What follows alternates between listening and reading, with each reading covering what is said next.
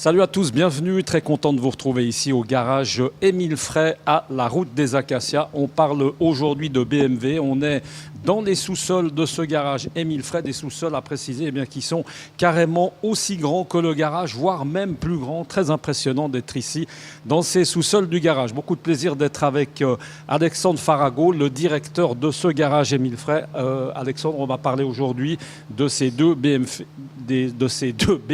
X5. C'est l'ancienne génération, la nouvelle. C'est des voitures qu'on avait eu l'occasion de voir, peut-être même d'essayer. On en a essayé tellement qu'on ne sait plus très bien où on en est, mais je crois bien qu'on les avait essayées.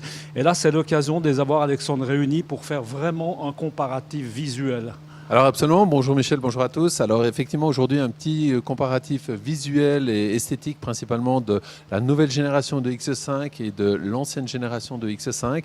Et puis vraiment on a des formes nouvelles qui sont sur ce X5, on l'a présenté déjà, sauf erreur c'était David qui l'avait présenté. Mais ce qui est encore plus étonnant, c'est lorsqu'on compare les deux véhicules et qu'on regarde la face avant, on voit tout de suite qu'on a une grosse différence déjà au niveau des calandres. Donc la nouvelle génération, une calandre... Pardon, on est d'accord Alexandre, c'est ça. Avec le fameux signe BMW qui finalement est le nez de BMW, où là on a une calandre dite intelligente entre autres.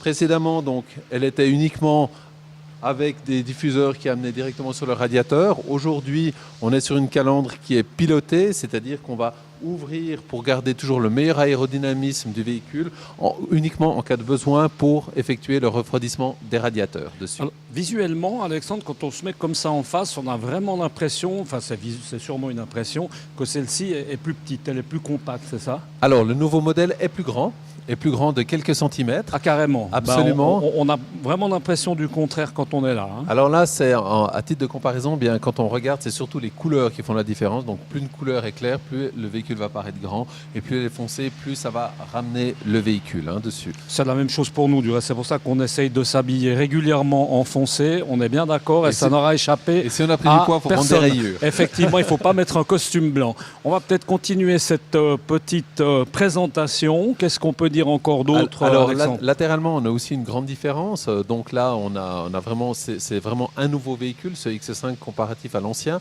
Là, on voit que la génération précédente, là en l'occurrence, celui-ci est équipé de roues d'hiver, l'autre est équipé de roues été. Ça, c'est une différence. Mais par contre, là, sur l'ancien, on était sur du 20 pouces au maximum.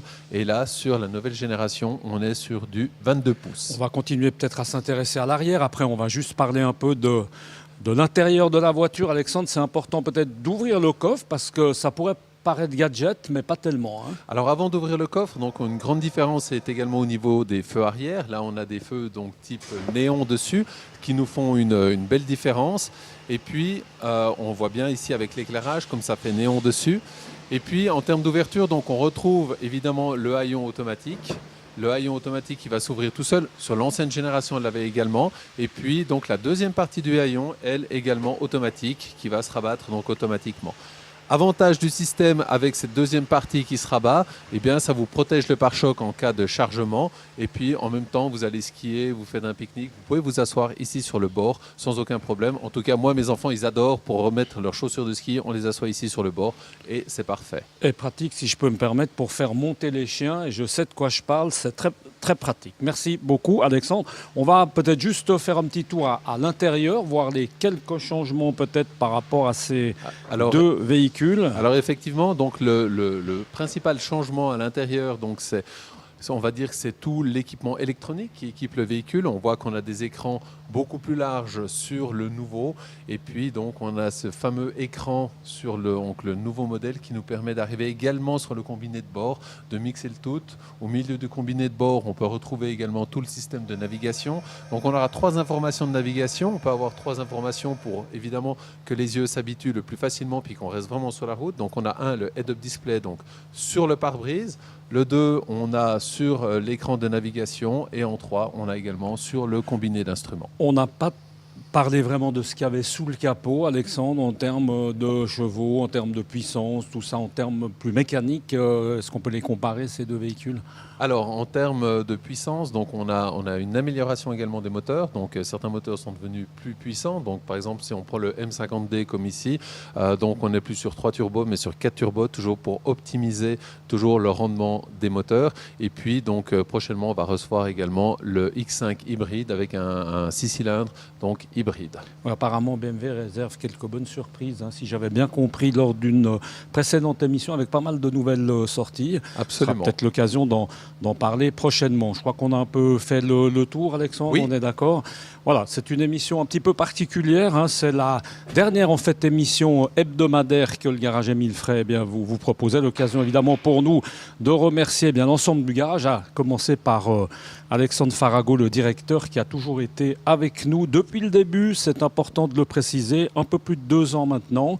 Et puis on va remercier aussi 2 acteurs principaux, parce qu'il y en avait 3 si vous nous avez suivis régulièrement. Ça a été aussi David Stutz et David Rodriguez, qui ont été bien utiles. Et puis c'est pas peut-être forcément un au revoir, mais on se retrouvera, en tout cas on l'espère, peut-être d'une manière un peu plus ponctuelle. Sous un changement de formule, on va dire. En tout cas, je remercie également tous les personnes qui nous ont suivis pendant ces 2 ans. Donc pour nous, ça nous fait chaud au cœur. On a eu beaucoup de likes, beaucoup de commentaires, que ce soit positif ou négatif. On dit toujours que c'est bien parce que ça nous aide. Il n'y a pas eu beaucoup de négatifs. Non, clair, mais tous les commentaires aident à nous améliorer. Et je remercie encore toutes les personnes qui nous ont suivis. Et puis on vous dit à très bientôt. Merci beaucoup Alexandre. Merci à vous de nous avoir suivis. Et puis la fête continue sur Direct News. À bientôt. Ciao.